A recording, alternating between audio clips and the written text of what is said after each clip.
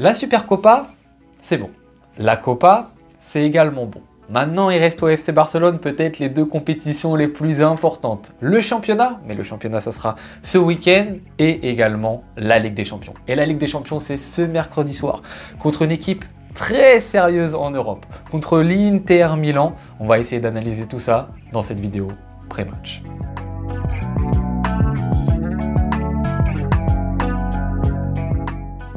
Comme contre le Real Madrid, avant de parler de notre adversaire du mercredi soir, l'Inter Milan, on va aborder un petit peu l'aspect historique de ces confrontations Inter-FC Barcelone, parce qu'il y en a eu des importantes en Ligue des Champions. Déjà, on commence par celles qui ont un tout petit peu moins d'importance.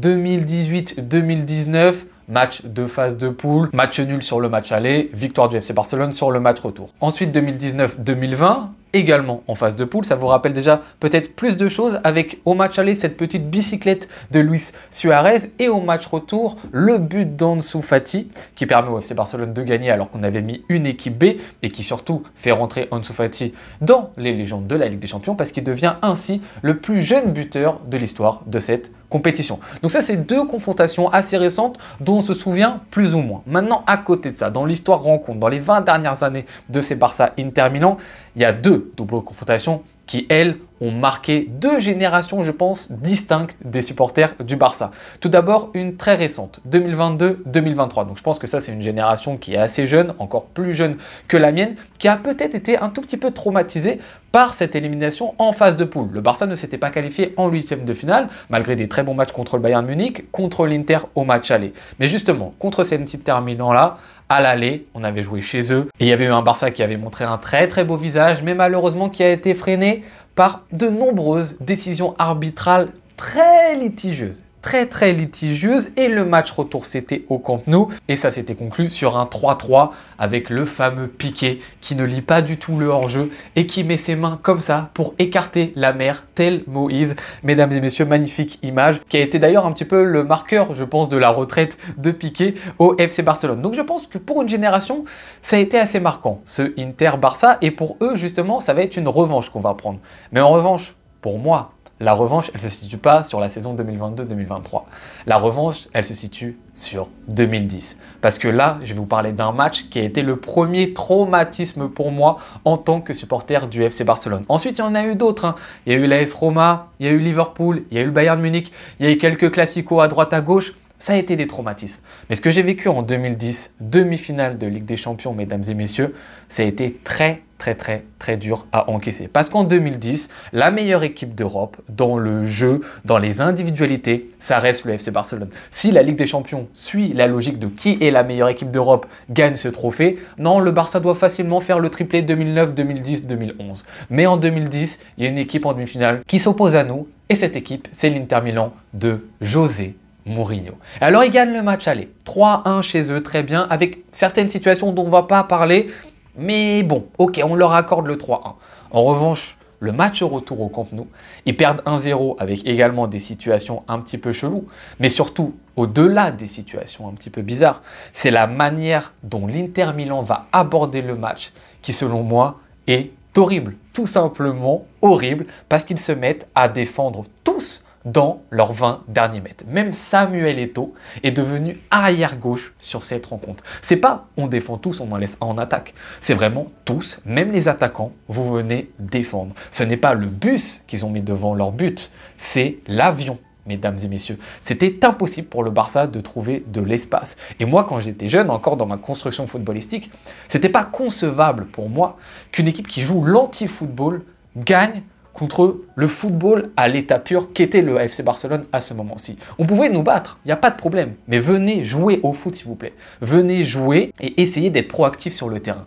L'Inter Milan de José Mourinho a fait totalement l'inverse et je ne pouvais pas l'accepter. Pour moi, c'était pas concevable qu'une équipe ne joue pas au football et montre autant d'anti-football qu'a fait l'Inter Milan. En plus de ça, José Mourinho qui souffle à l'oreille de Pep Guardiola. En plus de ça, José Mourinho sur la fin de match qui lève le doigt face aux tribunes du Camp Nou et qui fait le tour du stade. Non mais ça, mesdames et messieurs, je vous jure, ça a été un traumatisme pour moi que j'ai longtemps conservé. Et j'ai notamment longtemps conservé une haine de l'Inter Milan à cause de ce match-ci. Et José Mourinho reste à l'heure actuelle toujours l'entraîneur que je déteste le plus au monde de très loin. Et ça a commencé notamment avec cette double confrontation. Ensuite, il a signé au Real Madrid, ça a été la cerise sur le gâteau, mais tout a commencé par là. Mon premier traumatisme en tant que supporter du FC Barcelone. Donc là, cette demi-finale de la saison 2024-2025, pour moi, c'est la revanche avant tout de la demi-finale 2009-2010. Maintenant qu'on a abordé l'aspect historique, passons justement à l'analyse un petit peu de cet Inter Milan. Si vous voulez bien évidemment une analyse complète de l'Inter, allez voir des vidéos de Willou, etc. Moi, je vais être obligé de vous faire un petit résumé. Cet Inter Milan, il faut faire attention parce que je vois une communauté du FC Barcelone qui soit surcote cette équipe, soit sous-cote cette équipe. Alors cette équipe, il faut faire attention. Il ne faut pas la prendre pour la meilleure équipe d'Europe, la plus belle équipe, celle qui explose tout le monde, le coffre-fort imprenable. Parce qu'on va le voir, elle a des petits défauts. En revanche, il ne faut pas non plus la sous-coter. Parce que je vois beaucoup de gens dire « Oui, mais l'Inter Milan n'entend pas parler, c'est la Serie A, c'est loin, regardez leurs individualités, c'est pas vraiment sérieux, regardez Darmian, regardez Thuram, etc. C'est pas forcément du niveau. » Il faut faire très attention, mesdames et messieurs. Ça reste une équipe très solide et on va le voir juste après, qui tactiquement, individuellement et avec son coach est une équipe très dure à battre. Et donc moi, ce que je dis tout simplement, c'est qu'il faut tempérer, il faut être entre les deux. C'est une équipe totalement à respecter, mais attention, n'en faisons pas la meilleure équipe d'Europe. Parce que factuellement, cet Inter Milan est actuellement deuxième de Serie A, que c'est une équipe, on nous a dit, c'est l'Atlético Madrid de Serie A, ils sont totalement imprenables, ils laissent pas d'espace. Alors, attention, ce n'est pas du tout pareil que l'Atlético Madrid. Dans leur style de jeu, c'est pas pareil. Et en plus de ça, sur leur efficacité défensive, c'est pas non plus exactement le même niveau. Le Barça, cette saison, en Liga, on a pris 32 buts. L'Inter Milan, en Serie A, ils ont pris 33 buts. Donc on me dit c'est la citadelle imprenable, l'Inter Milan. Bah non, regardez factuellement les buts qu'ils ont mangés, ils en ont pris. Donc c'est pas totalement impossible, c'est pas l'équipe qui va se replier sur elle, sur les 20 derniers mètres, qui va laisser aucun espace. Non, faisons attention de ne pas rentrer dans ce cliché-là. Oui, on peut leur marquer des buts, preuve en est, ils en ont pris pas mal en Serie A. Ensuite, cette équipe, sur les 2 derniers mois, a joué certaines rencontres contre des équipes quand même d'un certain calibre, et on a vu qu'elle s'est souvent mangé un mur. Elle a pris une défaite contre la Juve, elle a pris une défaite très récemment contre Rome, elle a pris une défaite très récemment aussi contre l'AC Milan en coupe, et elle a pris une défaite contre Bologne. Elle a fait également match nul contre l'AC Milan en championnat, elle a fait match nul contre Parme, match nul contre Naples. Donc c'est une équipe qui aussi a eu des résultats qui n'étaient pas fameux contre des équipes qui avaient un très bon rendement. Elle est sur 3 défaites d'affilée, toutes compétitions confondues, cette équipe-ci. Et la dernière grosse rencontre qu'elle a eu à faire en Ligue des Champions, c'était contre le Bayern Munich. Et je suis désolé, le Bayern Munich, ils étaient ultra amoindris. Pas de Upamecano, pas de Musiala, pas de Davis. Et ce Bayern Munich s'est créé énormément de situations très intéressantes. Alors cet Inter Milan a mérité de se qualifier pour les demi-finales, je ne dis pas du tout le contraire, mais attention, encore une fois, soyons mesurés dans la manière dont on la juge. Même si elle a énormément de qualité, j'en viens tout de suite. Et la grande force justement de l'Inter Milan, selon moi, elle réside en son entraîneur Inzaghi, qui est déjà coach depuis pas mal d'années et qui essaye en fait finalement de pratiquer un peu le même football et le même système depuis des années. Donc c'est une équipe qui connaît parfaitement la manière dont ça fonctionne et dont les joueurs sont habitués à un certain pattern, ce pattern du fameux 3-5-2 ultra flexible. Ultra flexible, c'est vraiment le maître mot qui désigne cette équipe. Parce qu'il y en a pas mal en Europe qui arrivent justement à créer énormément de mobilité, de dépassement de fonction. Même le FC Barcelone, on est une des meilleures équipes dans ce registre-ci. Mais l'Inter Milan, je pense que c'est la meilleure équipe d'Europe dans ce registre-là. Ce registre de la flexibilité. Parce que du côté de l'Inter Milan, oui, sur la feuille de match, on va vous donner un 3-5-2. Mais ce qui va se passer sur le terrain, c'est très souvent différent de ce 3-5-2. Parce que tu as des joueurs qui vont tout le temps bouger dans tous les sens. Des joueurs qui généralement vont être sur le couloir, mais qui vont rentrer intérieur. Des joueurs qui vont être plutôt des défenseurs, qui vont se projeter dans les 30 derniers mètres adverses. Des fois des milieux, qui vont venir dans un rôle de défenseurs centraux. Donc c'est vraiment une équipe qui se meut totalement pendant un match, qui est totalement polyvalente. Tout d'abord, en témoignent ses défenseurs, et notamment du Bastoni par exemple, que vous allez voir très régulièrement se projeter dans le coin adverse. Bastoni qui des fois va passer sur le côté gauche, qui va faire des appels comme si c'était un latéral gauche, ou des fois qui va se retrouver dans le demi-espace gauche, dans la surface adverse. Vous savez pas pourquoi, il a réussi à prendre la balle, il s'est projeté ou il a réussi à faire un appel. Ensuite, au niveau du milieu de terrain, tu as énormément de polyvalence et de mouvement. Que ce soit Mkhitaryan, que ce soit Çalhanoğlu, mais surtout Barella, qui sont en capacité très régulièrement de demander à leur gardien de but une passe courte. Ils se retrouvent dans leur surface de réparation. S'ils ne sont pas attaqués, ils continuent, ils avancent. S'ils sont attaqués, justement, le bloc adverse monte sur eux. Ça permet de créer de l'espace. Ensuite, Di Marco va s'insérer, Darmian va s'insérer et ils vont ensuite casser le bloc adverse avec une petite passe qui coupe la ligne. Ou sinon, une passe directement sur leurs deux attaquants. Et ensuite, on va essayer de jouer les seconds ballons et souvent, ils sont très très bien joués parce qu'on va en parler. Leurs deux attaquants sont très bons dos au but adverse. Ensuite, tu as les latéraux, que ce soit Darmian ou Di Marco, qui ont un rôle prépondérant, qui font les efforts sur le couloir parce qu'ils sont tout seuls. Il n'y a pas d'ailier du côté de l'Inter. C'est vraiment les deux latéraux qui font les efforts pour animer les couloirs. Même si des fois, tu as les défenseurs centraux qui sont capables de faire un dépassement de fonction. Mais Di Marco, il est en capacité d'aller fort en attaque, d'avoir un énorme contre-pressing et Darmian, c'est pareil, pour faire monter le bloc de l'Inter Milan. Mais ils sont en capacité aussi de redescendre et d'être très intéressants défensivement. Di Marco peut également se placer dans le demi-espace parce qu'il a la qualité technique pour le faire et Darmian, son abattage physique à droite, il est démentiel. Et ensuite, en attaque, tu as également deux attaquants qui sont polyvalents. Tout d'abord, ce sont des joueurs, comme on vient de le dire, qui sont très intéressants et très importants dos au but adverse. C'est-à-dire que sur les longs ballons qui possiblement peuvent arriver du gardien ou du milieu qui est venu un petit peu plus descendre, c'est très bon dans le rôle de pivot. Et très régulièrement, ce qui se passe, c'est qu'un des deux va avoir ce rôle de receveur du ballon et le deuxième va se mettre juste derrière lui pour ensuite faire accélérer le ballon. Et ensuite, boum, ils engagent une action et ensuite, la verticalité peut s'instaurer. Mais en plus de ça, ce sont des joueurs qui sont ultra intelligents dans la gestion de l'espace. Que ce soit faire des appels, des faux appels, que ce soit en rupture, c'est toujours très intéressant. Vous allez voir leur déplacement sur le terrain. Donc cette équipe fait très mal dans sa flexibilité.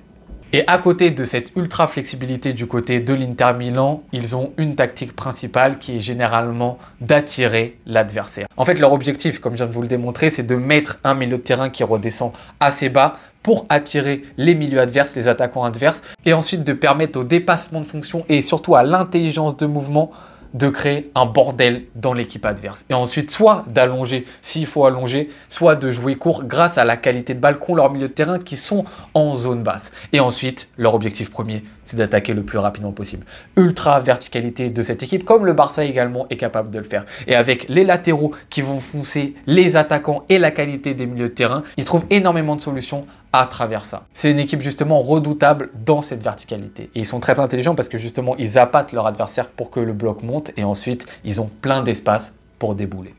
Maintenant qu'on vient d'analyser le petit Inter Milan, on s'intéresse à nos FC Barcelone qui a remporté son deuxième titre de la saison contre le Real Madrid. Match qui n'était pas simple du tout, on en a déjà parlé, hein, les faits de jeu vraiment très limite. Du côté du Real Madrid, le Barça a réussi à le faire et en plus en restant zen sur le terrain. La classe de A à Z, alors que personnellement si j'avais été sur le terrain, j'aurais pété un câble au bout de la 25e minute de jeu. Les joueurs ne l'ont pas fait, on est d'autant plus fiers d'avoir soulevé ce titre en plus face au rival, ça fait extrêmement plaisir. Surtout que par rapport à la physionomie du match, une défaite aurait fait très mal. Pourquoi ? Parce qu'on a joué 120 minutes. 120 minutes dans une finale, 120 minutes dans un classico. Donc autant vous dire que l'effort qui a été mis est immense. Si on avait perdu sans relever, ça aurait été beaucoup plus compliqué. Et je pense que même si on a joué 120 minutes et que factuellement c'est plus dur que 90 minutes, hein, c'est normal, tu joues 30 minutes supplémentaires, surtout dans une finale, surtout dans un match avec cette intensité-ci, mais tu gagnes. Donc ce qui te permet au moins de basculer mentalement dans une optique positive, de te dire j'ai fait ces efforts, mais ces efforts, on ne les a pas fait pour rien. On a réussi à remporter ce titre. Donc certes, c'est dur dans les jambes, mais au moins au niveau de la tête, ça te permet peut-être de récupérer un petit peu plus vite et de créer une dynamique qui reste positive pour le Barça, ce qui n'aurait pas été le cas si on avait perdu. Maintenant, côté FC Barcelone, on reste dans cette période d'ultra importance où il y a eu la finale de la Copa, les demi de Ligue des Champions et ces matchs en Liga, notamment le Classico de Liga qui arrive dans pas très longtemps, qui sont des moments cruciaux pour le championnat. Donc là, c'est vraiment une période fatidique pour le FC Barcelone et dans cette période, on affronte peut-être l'adversaire le plus sûr de lui qu'on a affronté depuis ce début de saison. Encore une fois, je l'ai dit, il ne faut pas surcoter, il ne faut pas sous-coter cette équipe de l'Inter Milan. Mais je veux dire, par rapport à tous les adversaires qu'on a eu cette saison, je trouve que c'est peut-être l'équipe qui va être le plus en forme et qui surtout se connaît le mieux de toutes les équipes qu'on a affrontées. On a eu des grosses rencontres cette année. Le Bayern Munich, on leur a mis une énorme roustate, une énorme claque, mais au moment où on les affronte, ils n'avaient pas fait un excellent résultat contre le Bayer Leverkusen, pas un excellent résultat contre Francfort, et je crois qu'il y avait eu une défaite en Ligue des Champions. On était sur un Bayern Munich qui ne se connaissait pas encore totalement avec compagnie, alors que nous, déjà sous Flick, on avait nos patterns, on était en très grande forme. Ensuite, tu as le Real Madrid. Le Real Madrid de cette saison, bien évidemment, ça reste le Real Madrid, hein, on les respecte, etc. Ils ont un certain niveau, ils ont un certain standing, mais ce n'est pas le Real de l'année dernière. Ils sont encore en train de se chercher et surtout, ils ne se sont pas trouvés. Après, tu as Benfica, tu as Dortmund, qui sont deux très bonnes équipes et on a fait de superbes matchs contre eux, des matchs références du côté du FC Barcelone, mais je juge que ça ne se connaît pas encore aussi bien que l'Inter Milan et en termes d'individualité, que ce soit Benfica ou Dortmund, c'est pas du niveau de l'Inter Milan. Tout ça pour dire qu'en termes d'individualité, qu'en termes de coach, qu'en termes de connaissance d'équipe et de cohérence d'équipe, je pense que l'Inter Milan, sur cette saison 2024-2025, est la plus grosse équipe qu'on va affronter. Alors peut-être que je me trompe, hein, peut-être qu'on va les exploser, peut-être qu'il n'y aura pas match. Mais là, l'impression que j'ai actuellement, à l'heure où je fais cette vidéo, c'est celle-ci. C'est que là, on affronte peut-être notre plus gros adversaire depuis le début de la saison. Maintenant, pour revenir un petit peu plus à ce que doit mettre en place le FC Barcelone sur cette rencontre, y a-t-il des doutes, ne serait-ce que sur le choix des hommes? Il peut y avoir quelques doutes à certaines zones du terrain. Bien évidemment, Gérard Martin reste un doute qu'on aborde très régulièrement sur la chaîne. Mais selon moi, il a fait un match qui était le match attendu par Flick contre le Real Madrid. À savoir, encore une fois, ce joueur qui a le rythme du côté du FC Barcelone, contrairement à Hector Fort. Et vous l'avez même vu en fin de match, Flick à un moment a hésité à mettre Hector Fort quand on était mené. Parce que Hector Fort allait ramener cette capacité offensive que n'a pas Gérard Martin. Et ça, on est tous d'accord pour le dire. Mais en revanche, dès qu'il a vu que le Barça était revenu au score, il a mis Inigo Martinez sur le côté gauche.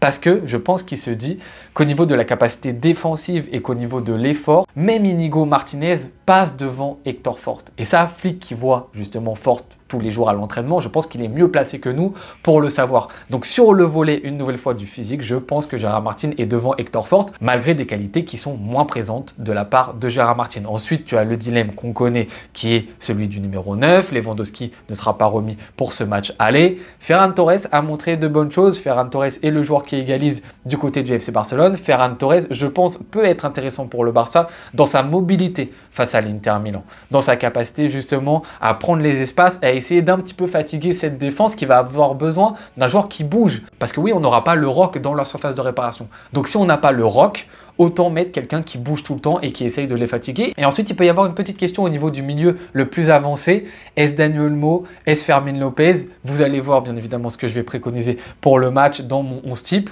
Mais voilà, Dani Olmo a une certaine qualité technique qui peut être intéressante face au bloc bas de l'Inter Milan. Mais Fermin Lopez a montré de très bonnes choses face au Real Madrid. Beaucoup d'agressivité, mais de bonne agressivité, surtout une très bonne verticalité. Il se retournait très intelligemment, une très bonne première touche de balle également. Et c'est un joueur aussi qui ne rechigne pas d'efforts sur le terrain, très intéressant dans le contre-pressing. Donc il peut y avoir aussi un petit dilemme à ce niveau-là. Maintenant, sur l'aspect tactique du côté du FC Barcelone, bien évidemment que l'objectif premier va être d'essayer de percer cette défense de l'Inter, parce que même si on l'a dit, c'est pas le coffre-fort, on l'a dit, c'est pas l'Atlético Madrid, ça reste une équipe qui se connaît très bien défensivement et qui, je pense, ne va pas avoir le ballon face au FC Barcelone, qui va plutôt essayer, dans un premier temps, de bien défendre. Et donc, il faut justement essayer de faire sauter le verrou de cet Inter Milan. Pour ça, il faut de la qualité technique, tout d'abord, pour qu'on ait des joueurs qui arrivent soit dans les combinaisons à trouver des petites solutions, ça on peut l'avoir, mais il faut mettre l'intensité, il faut mettre la qualité technique, ou à travers des dribbles, que ce soit un Lamine Yamal sur le côté qui essaye de créer des différences, que ce soit un Rafinha un petit peu sur le côté gauche, parce que c'est pas Gérard Martin qui va le faire, qui doit essayer justement d'être un peu plus présent sur ce volet des différences individuelles balle au pied dans les dribbles du côté de Rafinha, et ensuite même du côté du milieu de terrain, trouver des solutions et trouver des petites brèches, et également instaurer un pressing fort du côté du FC Barcelone. Il faut éviter qu'ils aient le temps de se relancer l'Inter Milan, parce que justement là ils vont être redoutables, c'est sur la relance. Eux, leur jeu, une nouvelle fois, ça va être d'aspirer le bloc adverse. Nous, on sait qu'on est une équipe qui aime jouer haut. Et comme je n'ai pas arrêté de le répéter, il faut continuer à jouer haut. Il faut continuer à jouer le football qu'on exerce depuis le début de la saison. Parce qu'on a tout le temps joué comme ça et qu'il faut assumer ce côté proactif du côté du FC Barcelone, même si à certains moments, c'est un football à risque. Il ne faut pas essayer de changer, de dénaturer notre football. Mais l'Inter Milan, ils vont essayer de nous faire monter. Ils vont nous faire monter. Ensuite, ils ont la qualité technique pour trouver les espaces. On l'a dit, il y a énormément de flexibilité. Il y a beaucoup de joueurs qui bougent. Il y a beaucoup de mouvements. Il y a des attaquants qui sont très bons en pivot. Ça peut être redoutable à certains moments pour le FC Barcelone. Donc, il faut être au taquet sur le pressing, sur le contre-pressing. Il faut mettre beaucoup d'intensité et il faut que les réglages soient parfaits entre les joueurs pour pas laisser d'espace à cette équipe de l'Inter Milan qui va se faire un plaisir justement d'en avoir. Après ces bavardages, voici mon 11 que j'attends du côté du FC Barcelone. Là, je ne vous fais pas ligne par ligne. C'est le 11 type. Donc, bien évidemment, Szczesny au cage. Koundé côté droit, Koubarsi, Martinez en défense centrale. Sur le côté gauche, Gérard Martin, je vous ai dit pourquoi. Milieu de terrain, De Jong, Pedri. Milieu le plus avancé, Dani Olmo. J'ai hésité un petit peu avec Fermin Lopez, comme je vous en ai parlé juste avant, mais la qualité technique de Dani Olmo dans les petits espaces, selon moi, est supérieure à celle de Fermin Lopez. Alors certains me diront oui, mais Fermin Lopez peut être plus intéressant dans la verticalité, dans les frappes de loin.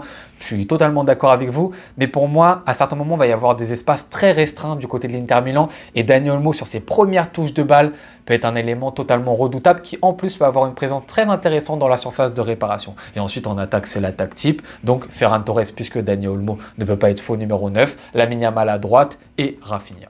Voici pour mon 11, mesdames et messieurs, maintenant pour mes attentes pour cette rencontre. Essayez de se rassurer avant le match retour parce que encore une fois, le Barça reçoit sur ce match aller. Donc le retour, c'est à l'extérieur et on sait que l'ambiance, elle peut être difficile à gérer du côté de l'Inter Milan. Donc essayez de se mettre un tout petit peu à l'abri, au moins gagner ce match aller, ça serait bien. Maintenant, une nouvelle fois, ne pas surcoter, ne pas sous-coter cet Inter Milan, les prendre très au sérieux tout en sachant qu'ils ont des failles et qu'on peut leur mettre des buts, c'est totalement possible avec un Barça qui est en forme. Il va y avoir une grosse guerre du milieu, je pense, parce que eux, une nouvelle fois, ils n'ont pas d'ailier pur. Il y a une grande densité, il y a une très bonne qualité de leur côté au milieu de terrain et de notre côté également. Du coup, je pense que ça va vraiment se friter et je pense que c'est là où ça va se jouer. Ça va jouer aussi à l'intensité, au pressing, au mouvement, au redoublement de course. Il va y avoir vraiment de très bonnes choses et je pense que ce match va être un superbe match. Ne rentrons pas dans le cliché juste du Barça qui va affronter une défense à 10. Non, l'Inter Milan, c'est beaucoup plus que ça. Tactiquement, c'est une très belle équipe. Donc à nous de faire attention et ensuite prenons du plaisir sur le terrain, les amis. Voilà ce que j'ai à dire sur cette demi-finale aller. Il faut prendre cette revanche, mesdames et messieurs, sur 2009-2010. S'il vous plaît, il faut le faire et ça commence justement par cette rencontre ce mercredi soir. Mesdames et messieurs, merci beaucoup d'avoir suivi cette vidéo jusqu'au bout. N'hésitez pas à me dire en commentaire ce que vous en pensez. Je me ferai un plaisir comme d'habitude de vous répondre. Je vous souhaite très bonne journée ou bonne soirée en fonction de quand est-ce que vous la regardez. À tout bientôt. Ciao.